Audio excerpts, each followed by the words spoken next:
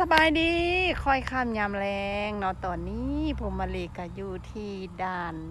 บุรีคำไซเนาะด่านแข่งบุรีคำไซเด้อตอนนี้เนาะอ่าสถานที่กับรอบด่านเนาะอันนี้คือสถานที่สวยสดงดงามหลายที่สุดเลยทุกคนจะพาFCเบิ้งทิวทัศน์สถานที่ด่านแข่งบุรีคำไซเนาะเจ้าอันนี้ก็คือจะข้ามไปแข่งบุรีคำไซเนาะสวยงามสุดๆเลยสวยงามสวยงามก็จะพา FC ชมด่านเพียงเท่านี้เนาะตอนนี้ก็คอยคำยามแรงเนาะตะเวนไกลจะมืดแล้วเนาะพวกมันก็จะกลั